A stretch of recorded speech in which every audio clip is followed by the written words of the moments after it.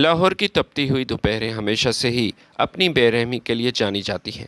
High court के बाहर माल road पर गाड़ियों का ना ख़त्म होने वाला शोर था। काले कोट पहने वकला इंसाफ की आस लिए दूर दराज के पिंडों थानों से आए हुए सहमे हुए साइलिन, और इन सब के दरमियान सड़क के किनारे लगी ज़फ़र की फलों की रेहड़ी। ज़फ़र जो पिछले कई सालों से इसी फुटपाथ पर ईमानदारी से रिज़्क़ हलाल कमा रहा था, अपनी कमीज़ के पल्लू से माथे का पसीना पोंछते हुए ग्राहकों को आवाज़ें लगा रहा था। सेब 100 रुपये किलो, ताज़ा केले ले लो। ज़फ़र की ज़िंदगी सीधी सादी थी। घर में एक नेक बख्त बीवी आयशा और एक मासूम बेटा गुलफ़ाम, जो अभी स्कूल का बच्चा था, जिसकी आंखों में ज़फ़र अपने रोशन मुस्तकबिल के ख्वाब देखता था। चंद दिन पहले की बात है, जब जुलाई की शदीद हबस वाली दोपहर में एक औरत ज़फ़र की रेहड़ी के सामने आकर रुक गई। उसके कपड़े मेले कुचेले थे, रंगत धूप में झुलस कर सियाह हो चुकी थी, और चेहरे पर झुर्रियाँ वक्त से पहले ही बूढ़े होने का पता दे रही थी। लेकिन उसकी आंखों में एक अजीब सी गहराई और कर्ब था, एक सच्ची मजबूरी झलकती थी। उसने लरसते हुए हाथों से अपने दुपट्टे का पल्लू फैलाया और धीमी कांपती हुई आवाज़ में कहा कि भाईजान, मेरी बच्ची घर पर भूखी है। सुबह से एक निवाला हलक से नहीं उतरा। मेरे जेब में फल ख़रीदने के लिए पैसे नहीं हैं। मैं मजबूर माँ हूँ। अगर अल्लाह के नाम पर थोड़े से फल दे दें तो ये आपकी मेहरबानी होगी। मासूम तुम्हें बहुत दुआएं देगी। ज़फ़र ने उस औरत की आंखों में देखा। वहाँ कोई मक्कारी नहीं थी, सिर्फ एक माँ की बेबसी थी। ज़फ़र का दिल पिघल गया। उसने बग़ैर कुछ सोचे समझे, बग़ैर किसी तस्दीक के या सवाल जवाब के रेहड़ी से 3 सुर्ख चमकदार सेब और 4 केले उठाए और उसकी झोली में डाल दिए। औरत की आंखों में आंसू आ गए। उसने आसमान की तरफ हाथ उठाए, ज़फ़र को दुआएं दी और तेज़ी से भीड़ में गायब हो गई। ये सिलसिला रोज़ का मामूल बन चुका था। वो औरत रोज़ाना ठीक उसी वक्त आती थी और ज़फ़र बग़ैर किसी नागे के, अपने मुनाफे की परवाह किए बग़ैर, उसे बेहतरीन फल तोल कर दे देता था। लेकिन ये इतनी आसान बात नहीं थी। ज़फ़र के बराबर में ही रेहड़ी लगाने वाले दूसरे फल फरोश, जिनका नबील उसका दोस्त भी था, ये सब देखकर उससे हंसी मजाक करते, तंजिया मुस्कराते थे। नबील उसका दोस्त था बचपन का और हासिद था। वो ज़फ़र की हर हरकत पर कड़ी नज़र रखता था। एक दिन जब वो औरत फल लेकर चली गई तो नबील हंसता हुआ ज़फ़र के पास आया। उसके चेहरे पर तमस्खर का मादा साफ आया था। ओए ज़फ़र, ये तू क्या कर रहा है? तू किस मट्टी से बना है यार? नबील ने ज़फ़र के कंधे पर हाथ मारते हुए कहा, कितना बड़ा बेवकूफ़ है, और मैं तुम्हें अक्लमंद समझता था। वो भिखारी औरत तुझे और ये तुम्हें बेवकूफ़ बना रही है। ज़फ़र ने सुकून से सेबों को कपड़े से साफ़ करते हुए जवाब दिया, क्यों भाई, क्या हुआ? नबील भाई, वो मजबूर है, उसकी बच्ची भूखी है। तुमने सुना नहीं? कौन सी बच्ची यार, किसकी बच्ची? नबील ने ऊंची आवाज़ में कह कहा लगाया, ताकि आसपास के दूसरे रेहड़ीबान वो भी सुन लें। अरे मियाँ, हमने ये बाल धूप में सफ़ेद नहीं किए। इस औरत की तो शादी ही नहीं हुई। वो सरासर झूठ बोलती है, मक्कार औरत है। कोई बच्ची वच्ची इसकी नहीं है। वो तेरे मुफ्त के फल खुद मज़े से खाती है कोने में जाकर, और यहाँ तू धूप में मर रहा है। बास आ जा, इस हातिम तय की कब्र पर फातिहा पढ़ने से। दूसरे रेहड़ी वाले भी नबील की हाँ में हाँ मिलाते थे, लेकिन ज़फ़र खामोश रहता। उसने कभी किसी की बात का जवाब ना दिया और ना ही इन बातों की तस्दीक करने की कोशिश की, क्योंकि उसका सौदा इंसान से नहीं, इस कायनात के मालिक के साथ था। और ज़फ़र उसकी आंखों में सच्चाई वो देख रहा था, मगर ज़फ़र को इसकी आंखों में लिखी ममता सच्ची लगती थी। मगर नबील यहाँ तक महदूद नहीं रहा। उसके दिल में जलन बढ़ती जा रही थी। ज़फ़र रोज़ाना अपने पल्ले से 200-300 रुपए के फल उस औरत की झोली में डाल रहा था। गरीब होने के बावजूद हातिम तई बना हुआ था, जबकि उसका अपना घर बमुश्किल चलता था। नबील बज़ाहिर ज़फ़र का दोस्त था। एक ही मोहल्ले में दोनों का बचपन गुजरा, और अब हाई कोर्ट के बाहर दोनों की रेहड़ियाँ बराबर में लगती थीं। लेकिन इंसानी फितरत बड़ी अजीब है। कभी कभी करीबी दोस्त भी आपकी नेकी या आपके सुकून को बर्दाश्त नहीं कर पाते। नबील को ज़फ़र का उस फ़कीरनी की झोली में रोज़ बिला झिझक फल डालना अंदर ही अंदर चुभता था। वो उसे ज़फ़र की हमाकत समझता था, और जब ज़फ़र उसकी बातों पर कान नहीं धरता था तो नबील की अना को ठेस पहुँचती थी। ایک شام جب اس روڈ پر گاہکوں کا رش کم ہوا تو نبیل نے اپنی ریڑھی جلدی بڑھائی۔ اس کے دماغ میں ایک ہی بھوت سوار تھا کہ کسی طرح ظفر کو اس کی اس بے وقوفی کی سزا ملنی چاہیے یا کم از کم اسے روکنا چاہیے۔ وہ سیدھا ظفر کے محلے پہنچا اور گلی کے نکڑ سے ہوتا ہوا ظفر کے چھوٹے سے کچے مکان کے سامنے جا رکا اور دروازے پر دستک دی تو اندر سے ظفر کی بیوی عائشہ کی آواز آئی کہ کون ہے؟ بھابی میں ہوں نبیل، ظفر کا دوست۔ نبیل نے باہر سے گلا کھنکارتے ہوئے پکارا۔ عائشہ نے پردے کا لحاظ رکھتے ہوئے دروازہ تھوڑا سا کھولا۔ جی بھائی صاحب بتائیں۔ ظفر تو ابھی گھر نہیں آیا، وہ تو ریڑھی لے کر دیر سے ہی شام کو گھر واپس آتا ہے۔ خیریت تو ہے؟ کوئی پریشانی کی بات تو نہیں؟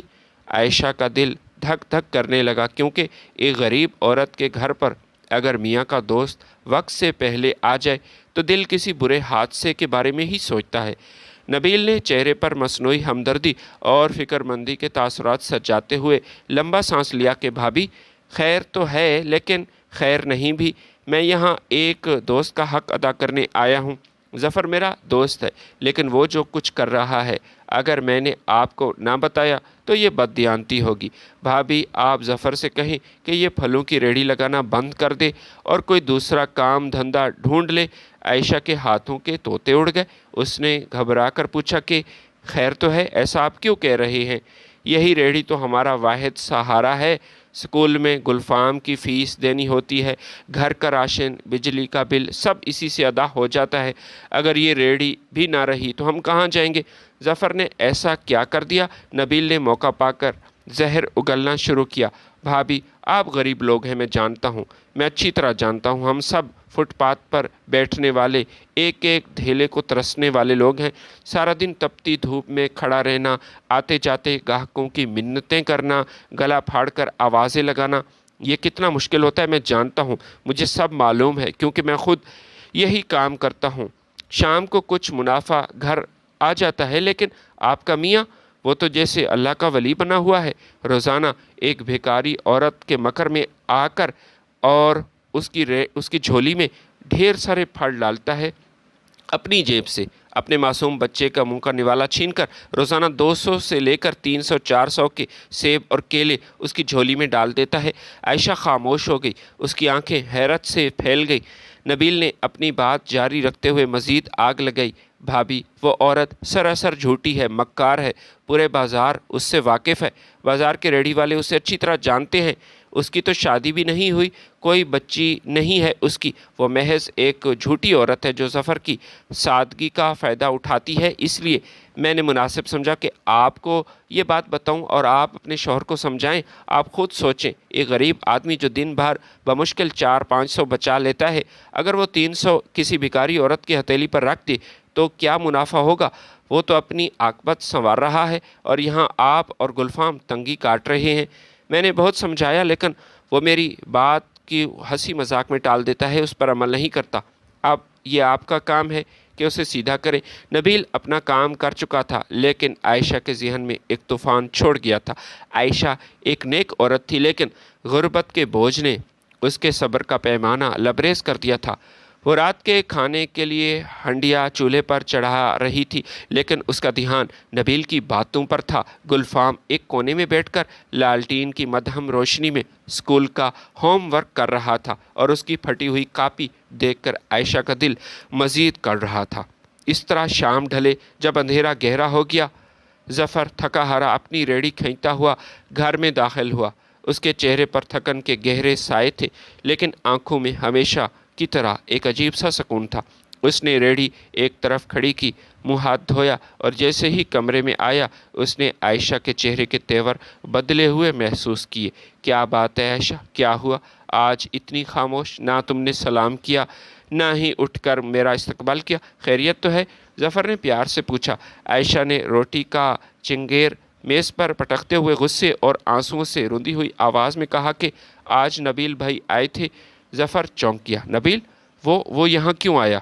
وہ آپ کا یہ سچ بتانے آیا؟ عائشہ کی آواز اونچی ہو گئی جس سے گلفام نے بھی ڈر کر کتاب سے سر اٹھا لیا۔ ظفر یہ تم کیا کر رہے ہو؟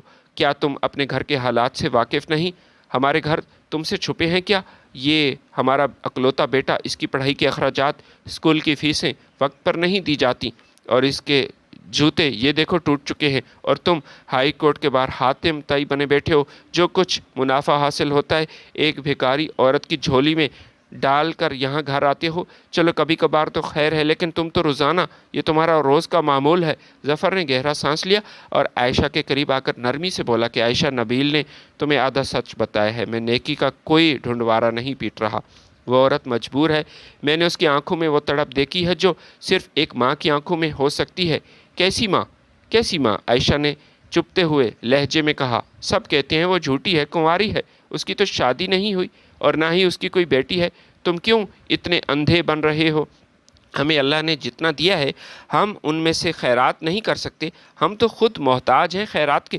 ظفر نے عائشہ کے کاندھے پر ہاتھ رکھا اور بڑی ہی اطمینان سے اسے کہا کہ اللہ پر بھروسہ رکھو عائشہ، رزق دینے والی ذات اس کی ہے، میری یا تمہاری نہیں۔ اگر وہ عورت جھوٹ بول رہی ہے تو وہ جھوٹ اس کا اور اللہ کا معاملہ ہے، میں تو صرف اس کی مجبوری اور اس کی پھیلائی ہوئی جھولی دیکھتا ہوں اور اس کی آنکھوں میں دیکھتا ہوں۔ میری غربت، میری غیرت یہ گوارا نہیں کرتی کہ میرے سامنے پھلوں کا ڈھیر پڑا ہو اور ایک ماں اپنی تڑپتی بچی کے لیے سوال کرے اور میں اسے خالی ہاتھ واپس بھیج دوں۔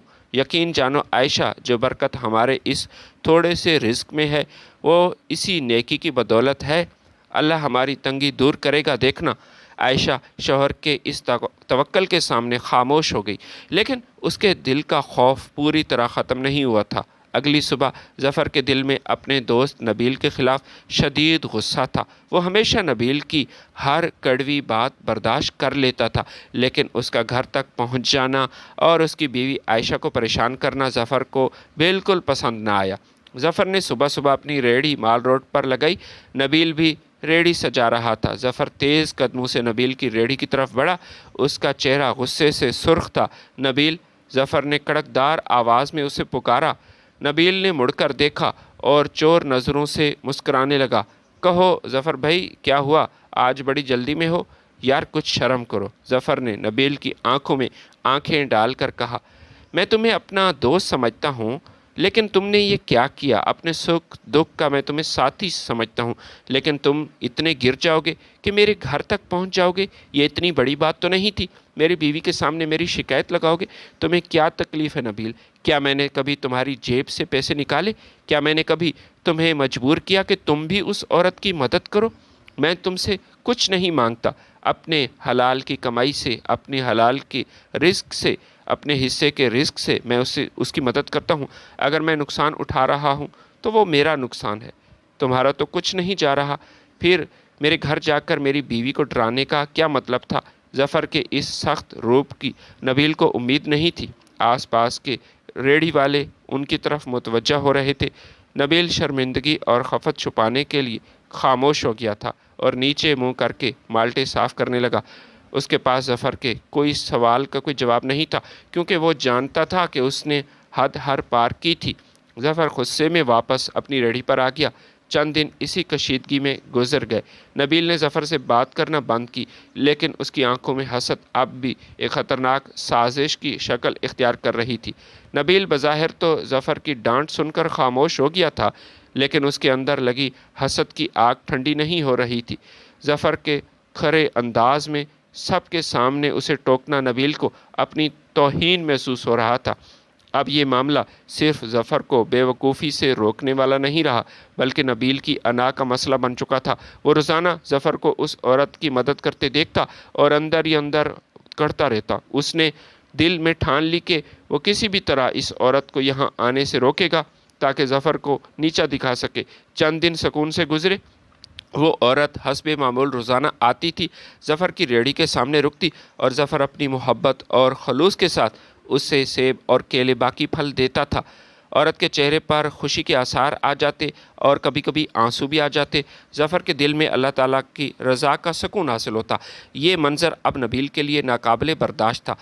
پھر ایک دن ظفر کو کسی خاندانی کام یا منڈی سے مال لانے کی وجہ سے ہائی کورٹ کے باہر پہنچنے میں تھوڑی تاخیر ہو گئی۔ ریڑھی پر ظفر موجود نہیں تھا، لیکن وہ مجبور عورت اپنے معمول کے مطابق ٹھیک اسی وقت وہاں پہنچ گئی تھی۔ اس نے ظفر کی جگہ خالی دیکھی، तो परेशान होकर वहीं फुटपाथ के किनारे बैठ गई और ज़फ़र का इंतज़ार करने लगी, क्योंकि बाकी रेडी वालों से उसे कोई उम्मीद भी नहीं थी। नबील, जो इसी मौके की तलाश में था, उसने इधर उधर देखा। जब उसे यकीन हो गया कि ज़फ़र काफ़ी दूर है, तो उसके अंदर का हासिद जाग उठा। वो गुस्से से भरा हुआ अपनी रेडी से उठा और तेज़ कदमों के साथ उस औरत की तरफ बढ़ा। ओए मक्कार औरत, यहाँ से दफ़ा हो जा। नबील ने कड़कदार गुस्से में उस औरत को झड़का। औरत सहम कर खड़ी हो गई। उसने खौफज़दा नज़रों से नबील को देखा। भाई क्या हुआ? मैं तो ज़फ़र भाई का इंतज़ार कर रही हूँ। कौन सा ज़फ़र भाई? सब तुमने ये भाई बना रखे? नबील ने ताश के पत्तों की तरह अपने हाथ लहराए और उसे ज़ोर से धक्का दिया। औरत का तवाज़न बिगड़ा और वो फुटपाथ पर गिरते गिरते बच्ची। बड़ी आई ज़फ़र भाई कहने वाली मक्कार औरत, रोज़ाना यहाँ आकर मासूम बच्ची का ड्रामा रचाती हो और हमारे दोस्त को लूटती हो। पूरे बाज़ार को पता है कि तू नंबर 1 की फराडन है। तेरी कोई शादी नहीं हुई, ना ही तेरी कोई बच्ची है। अगर दोबारा तो इस रोड पर मुझे नज़र आई या हाई कोर्ट के इस गेट के पास, तो याद रखना मैं तुम्हें ज़िंदा नहीं छोड़ूंगा। दफ़ा हो जाए यहाँ से और कभी मुड़कर मत आना। वो बेचारी औरत नबील का ये लहजा, ये वहशियाना रूप देखकर बुरी तरह सहम गई थी। उसकी आंखों में आंसू थे और उसका पूरा जिस्म खौफ से कांप रहा था। उसने गली के मोड़ की तरफ देखा जहाँ से ज़फ़र आया करता था, लेकिन वहाँ कोई भी नहीं था और वो अपनी इज़्ज़त और जान बचाने के लिए वहाँ से तेज़ तेज़ कदमों से भाग खड़ी हुई। वो मुड़कर देख रही थी, जैसे उसे यकीन ना हो कि इंसानियत इतनी भी बेरहम हो सकती है। जब ज़फ़र दोपहर के बाद अपनी रेहड़ी के पास पहुँचा, तो उसे माहौल में अजीब सी खामोशी महसूस हुई। उसने रोज़ की तरह उस औरत का इंतज़ार किया, लेकिन वो ना आई। शाम हो गई।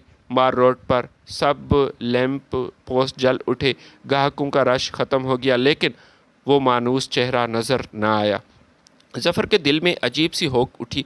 अगला दिन गुज़रा, तीसरा, चौथा, हत्ता कि पूरा हफ्ता गुज़र गया। वो औरत जिसका नाम तक वो नहीं जानता था, वो नहीं आ रही थी। ज़फ़र शदीद हैरत और तशवीश में मुब्तला हो गया। उसने हाई कोर्ट के आसपास ऐसे इलाके देखे, शहर के दीगर हिस्सों में उसे तलाश भी किया, जहाँ कहीं भी कोई फ़कीर मांगने वाला नज़र आता। ज़फ़र अपनी रेढ़ी रोककर उस औरत का हुलिया बताकर पूछता।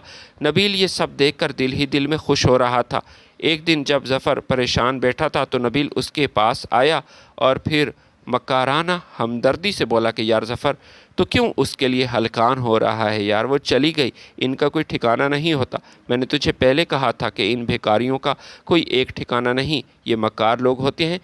जब एक जगह इनकी दाल ना गले तो दूसरा अपना रास्ता बदल लेते हैं। शायद वो किसी दूसरे शहर में चली गई है। कुछ दूसरे रेहड़ी वालों ने भी यही बताया कि वो या तो मर गई है या फिर अपना शहर उसने बदल लिया।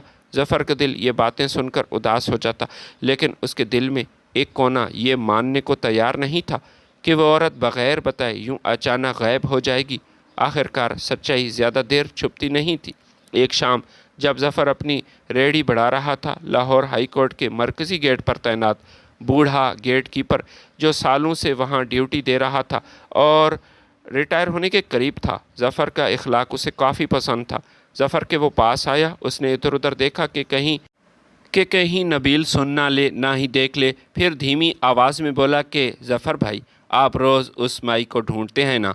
मैं आपको बताता हूँ कि वो अब यहाँ क्यों नहीं आती। ज़फ़र ने बेताबी से उसका हाथ थाम लिया। बाबा जी, आपको मालूम है वो कहाँ है? क्या हुआ उसे? गेट कीपर ने गहरा सांस लिया और नबील की तरफ इशारा करते हुए कहा कि उस दिन जब आप मंडी गए हुए थे, अपनी रेहड़ी पर मौजूद नहीं थे। इस नबील ने उस बेचारी के साथ बहुत जुल्म किया।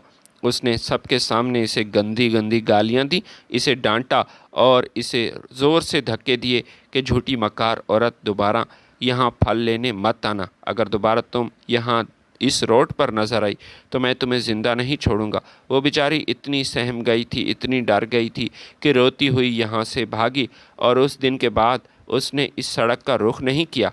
ये सुनना था कि ज़फ़र के पैरों तले ज़मीन निकल गई। गुस्से और सदमे की एक लहर उसके सर से पाँव तक दौड़ गई। उसने मुड़कर नबील को देखा, जिसका चेहरा अब खौफ से पीला पड़ रहा था, क्योंकि उसने गेट कीपर को ज़फ़र से बात करते हुए देख लिया था। ज़फ़र तेज़ कदमों से नबील की तरफ बढ़ा। इस बार उसकी आंखों में गुस्सा नहीं, बल्कि एक गहरा कर्ब और नफ़रत थी। उसने नबील के सामने खड़े होकर कोई गाली नहीं दी, ना ही कोई तमाशा किया। बस इतनी शदीद हकारत से उसे देखा कि नबील की नज़रें झुक गईं। नबील, मैंने सोचा था कि तू सिर्फ हसद करता है, गरीबों से नफ़रत करता है, लेकिन तू इतना संगदिल और जालिम कैसे है? एक गरीब होकर कोई किसी गरीब मोहताज से कैसे नफ़रत कर सकता है? मैंने ख्वाब में भी नहीं सोचा था। जफ़र की आवाज़ कांप रही थी। तूने एक बेबस मजबूर औरत को डराया और यहाँ से उसे भगाया। तूने ये अच्छा नहीं किया। तूने मेरे घर जाकर मेरी बीवी को भड़काया। मैं खामोश रहा, लेकिन तूने एक गरीब की बद्दुआ ली। आज के बाद मेरा और तुम्हारा कोई ताल्लुक़ नहीं। तो मेरा दोस्त तो दूर, इंसान कहलाने के लायक नहीं। इस वाक़े के बाद ज़फ़र ने नबील से मुकम्मल तौर पर बात करना छोड़ दिया। उनकी रेढ़ियाँ साथ साथ थीं, लेकिन उनके दरमियान एक ऐसी दीवार खड़ी हो चुकी थी जिसे अब कोई गिरा नहीं सकता था। ज़फ़र अक्सर शाम को घर जाते हुए या रेढ़ी पर खाली वक्त में उस औरत के बारे में सोचता था कि वो अब कहाँ होगी। उसकी वो मासूम बच्ची जिसका वो तज़किरा करती थी, वो कैसी होगी? क्या अब भी कोई उसकी मदद करता होगा, या वो बच्ची रात को भूखी सो जाती होगी? ज़फ़र का पक्का इरादा था कि अगर उसे कभी उसका सुराग मिला तो उसकी झोंपड़ी में जाएगा, उस बच्ची से मिलेगा, उसकी मदद जारी रखेगा। लेकिन अफसोस, उसे ये मौका ना मिल सका और वो औरत लाहौर के इस बड़े हजूम में कहीं खो सी गई। लोग अब भी ज़फ़र का मजाक उड़ाते थे कि वो औरत झूठ बोलती थी, उसकी शादी ही नहीं हुई थी, वो बच्ची का बहाना करके ख़ुद फल खाती थी। लेकिन ज़फ़र इन बातों से बेनियाज था। अपने अल्लाह पर तवक्ल किए ज़िंदगी के दिन गुजार रहा था। वक्त अपनी तेज़ रफ्तारी से गुज़रता गया। दिन हफ्तों में, हफ्ते महीनों में और महीने सालों में बदल गए। ज़फ़र का बेटा गुलफ़ाम, जो कभी लालटीन की रोशनी में पढ़ता था, अब जवान हो चुका था। वो पढ़ लिख कर एक समझदार और नेक नौजवान बन गया। गुलफ़ाम की जवानी ने ज़फ़र और आयशा के मुरझाए हुए चेहरों की उम्मीद एक नई किरण पैदा की। वक्त के बहते धारे को कोई नहीं रोक सकता। 30 साल का तवील अरसा पलक झपकते गुजर गया। लाहौर की सड़कें बदल गईं, हाई कोर्ट की इमारत के गिर्द नई रौनकें आ गईं और ज़फ़र की कमर भी वक्त के बोझ और मुसलसल मेहनत की वजह से थोड़ी सी झुक गई। उसके सर के बाल चांदी जैसे सफ़ेद हो चुके थे, लेकिन उसके दिल का खलूस और अल्लाह ताला पर तवक्ल अब भी जवान था। इन 30 सालों में ज़फ़र ने दिन रात एक करके तपती धूप और कड़कती सर्दी में रेड़ी लगाकर अपने अकलौते बेटे गुलफ़ाम को पाला, उसे पढ़ाया। गुलफ़ाम अब एक खूबरू, बाइख़लाक़ और इंतहाई ईमानदार नौजवान बन चुका था। वो बचपन से ही अपने बाप की मेहनत, माँ की तंगी को देखता आया था, इसलिए उसके दिल में अपने वालिदैन के लिए बेपनाह मोहब्बत थी। अल्लाह ताला ने बिलाखिर ज़फ़र और आयशा की बरसों की दुआ सुन ली। गुलफ़ाम की मेहनत रंग लाई और शहर के एक नामवर बैंक में कैशियर की उसे मुलाजमत मिल गई। जब गुलफ़ाम अपनी पहली तनख्वाह लेकर घर आया, उसने वो रकम अपनी माँ की हथेली पर रखी। आयशा और ज़फ़र की आंखों से खुशी के आंसू झलक पड़े। बरसों की गुर्बत की स्याह रात अब ख़त्म होती महसूस हो रही थी। घर में ज़रूरत की चीज़ें आने लगी थीं। फाकों का दौर ख़त्म हो चुका था और ज़फ़र ने सुख का सांस लिया था। वो कभी कभार ही रेड़ी लगाता था, क्योंकि गुलफ़ाम अक्सर कहता कि अब्बा, अब आप आराम करें, आपका बेटा अब काम करने लगा है, अब नौकरी करता है, आपका सहारा बने के काबिल है। गुलफ़ाम बैंक में अपनी ड्यूटी निहायत ईमानदारी लगन से अंजाम देता था। वो जितना अपनी कारकर्दगी में मुखलिस था, उतना ही लोगों के साथ हमदर्दी रखता था। लेकिन जिस बैंक में वो काम करता था, वहाँ का मैनेजर इंतहाई मकरो फ़रेब से भरा हुआ करप्ट इंसान था। बज़ाहिर तो वो मैनेजर सूटेड बूटेड एक मुअज़्ज़ज़ अफसर नज़र आता था, लेकिन इस शराफत के लिबादे के पीछे वो एक ख़तरनाक जराइम पेशा गिरोह का सरगना था। मैनेजर का असल धंधा ही यही था कि वो बैंक में आने वाले अमीर ग्राहकों, ख़ास तौर पर देहात से ज़मींदारों और सीधे साधे काश्तकारों पर वो नज़र रखता था, जो बड़ी बड़ी रकम निकलवाने बैंक आते और जाते। जब भी कोई शख्स लाखों रुपए की रकम कैश करवाकर बैंक से निकलता, मैनेजर चुपके से उसकी लोकेशन हुलिया अपने पाले हुए किराए के डाकुओं को मोबाइल पर मैसेज कर देता था। वो डाकू रास्ते में उस ग्राहक को घेर लेते थे और बाद में मैनेजर उस लूटी हुई रकम का आधा हिस्सा अपने पास रखता। ये उसका बाकायदा पेशा बन चुका था और किसी को उस पर शक भी नहीं होता था, क्योंकि वारदात बैंक से ही दूर होती थी। गुलफ़ाम एक ज़हीन नौजवान था। चंद ही महीनों में उसने मैनेजर की कुछ मशकूक हरकत नोट कर ली थी। اس نے دیکھا کہ جب بھی کوئی بڑی رقم نکلتی ہے مینیجر فوری طور پر اپنے کیبن سے کسی کو فون ضرور کرتا ہے یا پھر جلدی جلدی میسج ٹائپ کرتا ہے۔ گلفام نے ایک دو بار دوسرے عملے سے بھی اس بات کا ذکر کیا، لیکن سب مینیجر کے روب سے ڈرتے تھے۔ مینیجر کو بھی اندازہ ہو گیا تھا کہ یہ نیا کیشیئر لڑکا ضرورت سے زیادہ ہوشیار ہے اور اس پر نظر رکھتا ہے۔ وہ دل ہی دل میں گلفام سے خار کھانے لگا تھا اور کسی ایک ایسے موقع کی تلاش میں رہنے لگا جہاں وہ گلفام کو ہمیشہ کے لیے اپنے راستے سے ہٹا سکے۔ پھر ایک دن بینک میں اقبال نام کا ایک سادہ لوگ کاشتکار آیا تھا۔ وہ اپنی کھیتوں کی فصل بیچ کر اور کچھ ادھار لے کر بینک میں اپنی رقم جمع کروا چکا تھا اور آج اسے بیٹی کی شادی اور پرانا قرض اتارنے کے لیے 30 لاکھ روپے کی ضرورت تھی اور یہ رقم کیش کروانی تھی۔ اقبال جب گلفام کے کیبن میں آیا تو اس کے چہرے پر خوشی بھی تھی اور اس سہمے ہوئے دیہاتی کا خوف بھی۔ گلفام نے جب 30 لاکھ روپے کیش گن کر اقبال کے حوالے کیے تو مینیجر نے اپنے کیبن کے شیشے سے یہ منظر دیکھ لیا۔ مینیجر کی آنکھوں میں چمک آئی اور اس کے ہاتھ خود بخود موبائل پر ٹائپ ہونے لگے۔ گلفام نے مینیجر کو میسج یہ کرتے ہوئے دیکھا اور فوراً سمجھ گیا۔ وہ جانتا تھا کہ باہر کوئی نہ کوئی آفت اقبال کا انتظار ضرور کر رہی ہے۔ گلفام نے رقم دینے کے بعد دھیمی آواز میں اقبال سے کہا کہ اقبال بھائی، میری بات آپ غور سے سنیں، باہر کا ماحول ٹھیک نہیں ہے۔ تم یہ 30 لاکھ روپے لے کر ابھی بینک سے باہر مت جانا، یہیں اندر بیٹھو۔ اقبال گھبرا گیا۔ کیوں، کیا ہوا، بتائیں تو، خیریت تو ہے؟ یہ پیسے میرے لیے زندگی موت کا مسئلہ ہیں۔ 15 لاکھ کا میں مقروض ہوں اور اگر وہ نہ دیے تو میری زمین ضبط کی جائے گی اور باقی 15 لاکھ سے میں اپنی جوان بیٹی کی شادی کرنا چاہتا ہوں۔ بارات آنے والی ہے، چند ہی دنوں کی تو بات ہے۔ گلفام نے مینیجر کے کیبن کی طرف دیکھا اور کہا، تم اکیلے موٹر سائیکل پر آئے ہو؟ اکیلے جانا خطرے سے خالی نہیں ہے۔ مینیجر کی نظریں تم پر ہیں۔ میری بات مانو، اپنے کسی قریبی رشتہ دار، بھائی، دوست کو فون کرو اور وہ گاڑی لے کر یہاں آئیں، تم اکیلے مت جانا۔ اقبال نے گلفام کی آنکھوں میں سچائی اور ہمدردی دیکھی۔ اس نے گلفام کے مشورے پر عمل کیا اور بینک کے کونے میں بیٹھ کر اپنے بھائی کو فون کیا۔ کچھ ہی دیر میں اقبال کا بھائی 2-3 دوستوں کے ہمراہ گاڑی لے کر بینک کے سامنے پہنچا۔ گلفام نے اپنی نگرانی میں اقبال کو رقم کے ساتھ کار پہ بٹھایا اور بحفاظت اپنے گھر وہ روانہ ہوئے۔ مینیجر کے آدمی باہر گھات لگائے بیٹھے رہے، لیکن وہ کار پر حملہ کرنے کی ہمت نہیں کر سکتے تھے کیونکہ ان کے پاس بھی گنیں تھیں۔ مینیجر کا شکار اس کے ہاتھ سے نکل چکا تھا۔ وہ جانتا تھا یہ سب گلفام کی وجہ سے ہے۔ اس دن مینیجر کا غصہ 7ویں آسمان پر تھا اور اس نے گلفام کو برباد کرنے کا حتمی فیصلہ کر لیا۔ چند دن بعد ایک بدقسمت رات تھی، کافی رات ہو چکی تھی لیکن گلفام گھر پر نہیں آیا تھا۔ ظفر اور عائشہ پریشان تھے، اپنے بیٹے کے لیے ٹہل رہے تھے۔ ظفر بار بار گلفام کا نمبر ملاتا لیکن آگے سے موبائل بند آ رہا تھا۔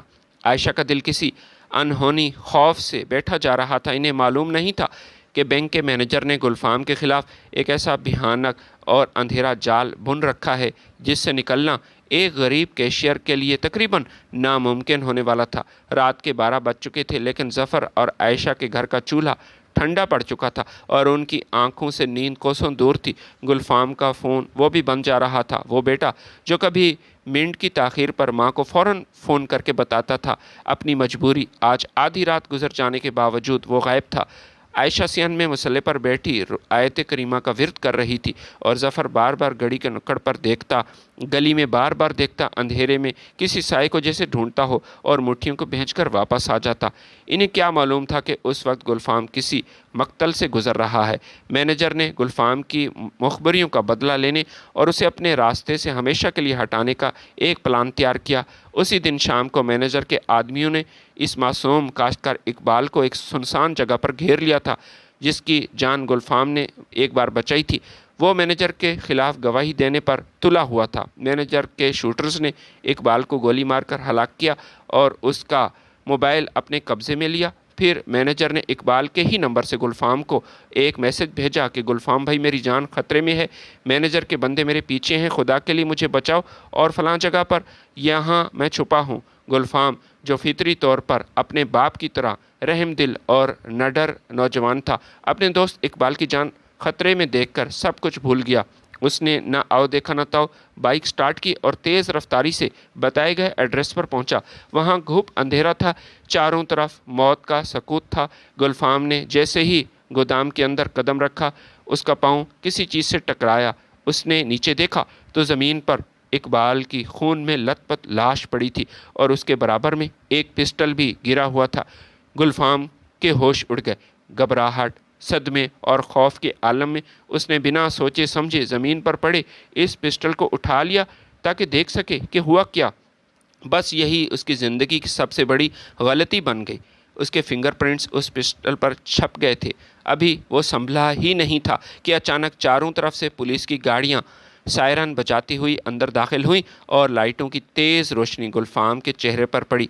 मैनेजर ने पहले ही पुलिस को बता दिया था, मुखबरी दी थी कि कैशियर ने बैंक के इस रंजिश पर गाहक को कत्ल कर दिया। पुलिस ने गुलफाम को रंगे हाथों आलाए कत्ल समेत गिरफ्तार किया। सुबह जब जफ़र और आयशा तक ये क़यामत खेज़ खबर पहुंची कि उनके अकलौते लाडले बेटे को कत्ल के इल्ज़ाम में थाने में बंद किया गया है, तो उनके पैरों तले ज़मीन निकल गई। जफ़र नंगे पैर हवास बाख्ता भागा हुआ पुलिस स्टेशन पहुंचा। थाने के लाकअप में गुलफाम सलाखों को थामे फूट फूट कर रो रहा था। उसका पूरा का पूरा जिस्म कांप रहा था। जफ़र दीवानावार अपने बेटे की तरफ बढ़ा। गुलफाम, मेरे बच्चे।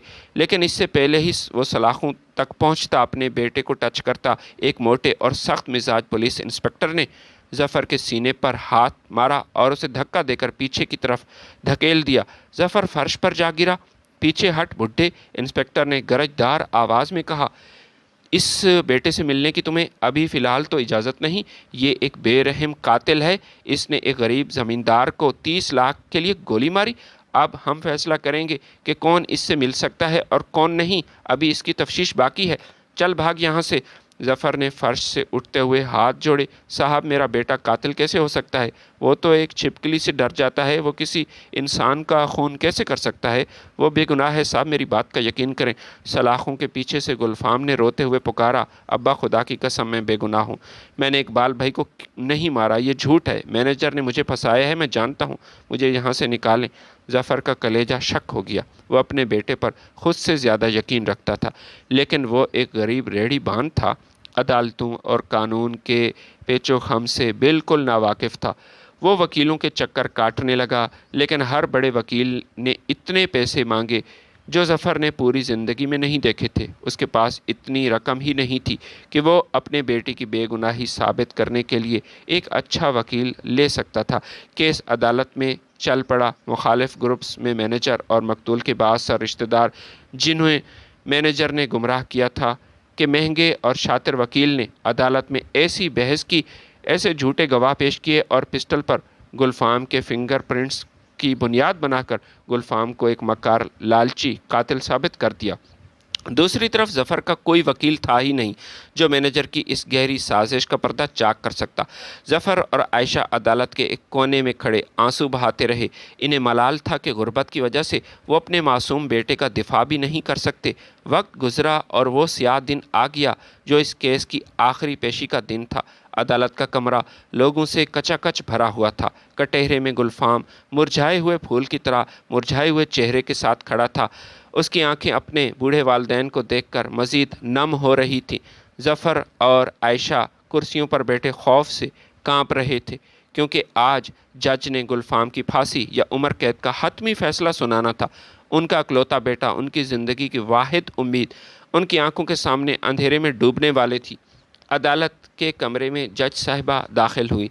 सब लोग ताज़ीम में खड़े हो गए। ये नई जज साहिबा थी जो अभी अभी तैनात हुई थी। सबका यही ख्याल था कि आज फ़ैसला सुना दिया जाएगा और गुलफाम की ज़िंदगी का चिराग गुल हो जाएगा। मगर जैसे ही जज साहिबा ने केस की फ़ाइल खोली, उन्होंने कुछ देर गुलफाम के चेहरे को देखा, फिर गुलफाम के फिंगरप्रिंट्स और केस की डायरी पर नज़र डाली। उनके चेहरे पर संजीदगी आई।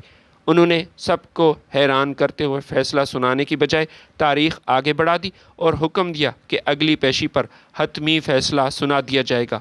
तब तक अदालत कुछ शवाहिद का ख़ुद जायज़ा लेना चाहती है। अदालत बर्खास्त हो गई। जफ़र और आयशा गिरते पड़ते कमरे से बाहर आए। जफ़र अदालत के बरामदे में एक सतून का सहारा लिए खड़ा रो रहा था कि अचानक एक अदालत का कारिंदा जो अर्दली था तेज़ कदमों से ज़फ़र के पास आया। आप ज़फ़र साहब हैं? उसने पूछा। ज़फ़र ने आंसू पूछते हुए कहा, जी मैं ही ज़फ़र हूँ। आपको और आपकी अहलिया को जज साहिबा ने अपने प्राइवेट चैम्बर में याद किया है, फ़ौरन मेरे साथ आएँ।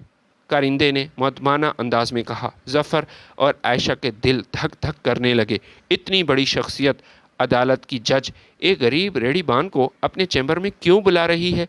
क्या वो गुलफाम की सज़ा का हुक्म पहले सुनाना चाहती है?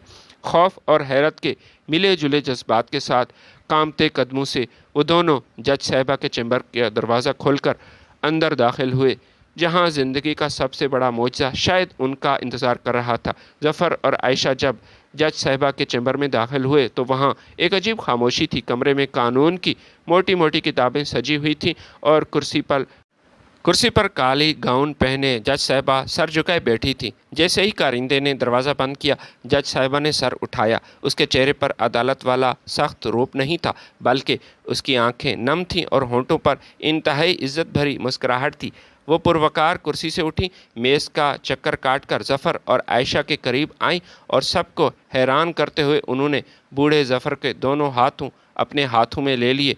ज़फ़र चचा, आयशा आपा, मैं आप दोनों को बहुत अच्छे से जानती हूँ। क्या आप लोगों ने मुझे पहचाना? शायद आप मुझे भूल चुके हैं। जज साहबा की आवाज़ जज्बात से कांप रही थी। ज़फ़र ने हैरत से अपनी धुंधली आंखों को साफ़ किया और जज साहबा के नूरानी और रौबदार चेहरे को देखने लगी। बेटी, हम तो गरीब लोग हैं, फुटपाथ पर ज़िंदगी गुजारने वाले। आप इतनी बड़ी जज हैं, अदालती कुर्सी पर बैठती हैं, हम भला आपको कैसे जान सकते हैं? आप कौन हैं बेटी? जज साहिबा की आंखों से आंसुओं का एक कतरा टपक कर ज़फ़र के हाथों पर गिरा। उन्होंने मुस्कुराकर जवाब दिया, चचा, मैं उसी औरत की बेटी हूँ जो आज से 30 साल पहले लाहौर हाई कोर्ट के बाहर आपकी रेहड़ी के सामने मजबूर होकर पल्लू फैलाती थी, जो कांपती आवाज़ में कहती थी कि मेरी बच्ची भूखी है, मुझे थोड़े से फल दे दें। मैं वही बच्ची हूँ ज़फ़र चचा। मेरा नाम नगीना है, जो मेरी माँ ने मेरा नाम मुझे दिया। ये सुनते ही ज़फ़र और आयशा पर जैसे सख्ता तारी हो गया। 30 साल पुराना मंजर ज़फ़र की आंखों के सामने घूम गया। माल रोड की वो तपती धूप, वो मजबूर औरत, वो चमकदार सेब और केले और नबील का तंज, सब उसे याद आ गया। नगीना ने सोफ़े की तरफ इशारा करते हुए दोनों को बैठने का इशारा किया। हकीकत यह है कि मैं उस औरत की सगी बेटी नहीं, लोग सच कहते थे उसकी शादी नहीं हुई थी, लेकिन वो औरत मेरे लिए, मेरी माँ से भी मेरा सब कुछ था, सबसे बढ़कर थी। चचा, मेरा एक संगदिल बाप था जो शायद बेटियों से नफरत करता था। जब मैं पैदा हुई तो वो मुझे एक कचरे के ढेर के पास सड़क के किनारे फेंक कर चला गया। वहाँ कुत्ते मेरे इर्द गिर्द जमा हो रहे थे कि सकीना फ़कीरनी की नज़र मुझ पर पड़ी। उसने अपनी जान पर खेलकर कुत्तों को मुझसे दूर किया। कुत्तों ने उसे काटा, लेकिन मेरी जान बच गई। मुझे अपने सीने से लगाया और पालना शुरू किया। नगीना ने आयशा का हाथ थामते हुए कहा, मेरी माँ सकीना ने मुझ पर बड़े एहसानात किए। वो पूरे शहर में भीख मांगती थी, मुझे खिलाती थी, खुद भूखी रहती थी, लेकिन कोई ऐसी रात नहीं थी जब मैं भूखी सो जाऊं। एक दिन जब मैं बहुत छोटी थी, वो मुझे हाई कोर्ट के पास लाई और दूर से आपकी रेहड़ी की तरफ इशारा करके कहा, नगीना देखो, ये है वो आदमी जो फलों वाला शख्स है, ये एक फ़रिश्ता है मेरे लिए। जब सब मेरा मजाक उड़ाते हैं तो वो बग़ैर कुछ पूछे मेरी झोली में सेब और केले डाल देता है और कुछ पैसे भी देता है। चचा, आपका वो चेहरा मेरी मासूम आंखों में नक्श हो गया था। मैं आपको कभी नहीं भूल सकती थी। मैं इस रोड के किसी शख्स को नहीं भूली, ख़ुसूसन उस संगदिल नबील को भी नहीं, जिसने मेरी माँ को धक्के देकर वहाँ से भगाया था। नगीना ने रुमाल से अपने आंसू पोंछे और अपनी कहानी जारी रखी। जब मैं 10 साल की हुई तो मेरी माँ सकीना का इंतकाल हो गया। मैं लावारिस हो गई थी। उसके बाद मुझे एक यतीम खाने भेज दिया गया। मैंने वहीं रहकर दिन रात मेहनत की, स्कॉलरशिप हासिल की, LLB की डिग्री हासिल की, एक कामयाब वकील बन गई। फिर कुछ अरसा बाद पहले मैं जज के ओहदे पर फाइज हुई। जब गुलफाम का केस मेरे सामने आया तो मैंने फ़ाइल पर आपका नाम देखा और गुलफाम का चेहरा देखा जो बिल्कुल आपसे मिलता था। मेरा दिल गवाही दे रहा था कि एक ऐसे बाप का बेटा जो किसी भूखी बच्ची को देखकर तड़प उठता है, वो किसी का खून कैसे बहा सकता है। इसलिए मैंने पिछली पेशी पर तारीख बढ़ाई ताकि मैं खुद इस सच्चाई तक पहुंच सकूं। ज़फ़र और आयशा इस मौजे पर हैरान थे। 30 साल पहले जो उन्होंने बोया, आज वो काट लिया और तनावर दरख्त बनकर उनके बेटे की ज़िंदगी का साया बनने जा रहा था। जज साहिबा नगीना ने اس کے بعد خود جیل جا کر گلفام سے اکیلے میں ملاقات کی اور اسے حوصلہ دیا۔ گلفام نے روتے ہوئے نگینہ کو بینک مینیجر کی تمام کرپشن، زمیندار اقبال کے 30 لاکھ روپے کی رقم اور اس کی جان بچانے کے لیے بھائی کو بلوانے کا واقعہ اور اس مقتل کی رات اقبال کے نمبر سے آنے والی اس جھوٹے میسج کے بارے میں سب سچ بتا دیا۔ جج صاحبہ نے گلفام کی باتوں کو سنجیدگی سے لیا اور فوری طور پر اعلیٰ پولیس حکام کو حکم جاری کیا کہ اس کرپٹ بینک مینیجر کو گرفتار کیا جائے۔ مینیجر کو جب پولیس کے خصوصی تفتیشی سیل میں ڈالا گیا اور جج صاحبہ کی کڑی نگرانی میں اس کا جسمانی ریمانڈ ہوا تو تیسرے دن ہی پولیس کی سخت ترین تشدد اور ریمانڈ کے سامنے اس کا سارا غرور ٹوٹ گیا اور وہ پھوٹ پھوٹ کر روتے ہوئے اپنے گناہوں کا اعتراف کرنے لگا۔ اگلی پیشی پر عدالت کا کمرہ دوبارہ سج چکا تھا۔ اس بار مینیجر کٹہرے میں مجرم بن کر کھڑا تھا اور اس کی ہتھ کڑیاں اس کا انجام کا پتہ دے رہی تھی۔ اس نے جج صاحبہ کے سامنے روتے ہوئے اعتراف کیا، عدالت عالیہ، گلفام بالکل بے گناہ ہے۔ اس دن اقبال کو میں نے ہی اپنے کرائے کے گنڈوں سے قتل کروایا تھا۔ مجھے گلفام پر شدید غصہ تھا کیونکہ وہ میرے ہر شکار کو بچا لیتا تھا۔ اس دن بھی اقبال موٹر سائیکل پر 30 لاکھ لے کر جانے والا تھا اور میرے آدمی تیار تھے، لیکن گلفام نے اس کے بھائی بلا کر اسے بچا لیا تھا۔ مجھے پتہ چلا کہ گلفام مینیجر کی کرپشن کے خلاف پولیس اسٹیشن جانے والا ہے، اس لیے میں نے اقبال کے ہی نمبر سے اسے میسج کر کے وہاں بلایا، پسٹل پر اس کے فنگر پرنٹس لگوائے اور اسے قتل کے جھوٹے مقدمے میں پھنسا دیا۔ عدالت میں سنسنی پھیل گئی تھی، لوگ حیران تھے۔ جج صاحبہ نگینہ نے مینیجر کے اعترافی بیان اور نئے شواہد کی روشنی میں اپنا تاریخی فیصلہ سنایا۔ بینک مینیجر اور اس کے ساتھیوں کو عمر قید اور پھانسی کی سزا سنا دی گئی، جبکہ ظفر کے اکلوتے بیٹے گلفام کو تمام الزامات سے باعزت بری کرنے کا حکم دیا۔ عدالت کا کمرہ انصاف زندہ باد کے نعروں سے گونج اٹھا۔ گلفام کٹہرے سے باہر آیا، دوڑ کر اپنے والدین کے گلے لگ کر رونے لگا۔ ظفر نے اپنے جوان بیٹے کو سینے سے لگایا، اس کی آنکھیں آسمان کی طرف دیکھ رہی تھیں۔ آج 30 سال پہلے جب باقی ریڑھی والے ظفر کا مذاق اڑاتے تھے، نبیل کہتا تھا کہ تو اپنا نقصان کر رہا ہے، عائشہ تنگی کے خوف سے شکوہ کرتی تھی، تب ظفر صرف اللہ کی خاطر اس کی مدد کر رہا تھا۔ کائنات کے مالک سے سودا کیا تھا اس نے اور اللہ پاک نے اس کا صلہ دیا کہ 30 سال بعد اسی بھوکی بچی کو کرسی انصاف پر بٹھا کر ظفر کے اکلوتے بیٹے کی زندگی اور عزت بچائی۔ ظفر، عائشہ اور گلفام جب عدالت سے باہر نکلے تو ہائی کورٹ کے باہر مال روڈ پر وہی پرانی دھوپ تھی، لیکن آج ظفر کے دل میں سکون تھا۔ وہ دنیا کے تمام خزانوں سے بڑھ کر تھا۔ نیکی کبھی ضائع نہیں ہوتی، وہ لوٹ کر ضرور آتی ہے، کبھی نہ کبھی، کسی نہ کسی صورت میں۔ یہ واقعہ دنیا تک ایک سبق ہے کہ اللہ کے نام پر دیا ہوا کبھی ضائع نہیں ہوتا۔ کہانی پسند ہے تو لائک اور شیئر ضرور کیجیے گا۔ اللہ حافظ۔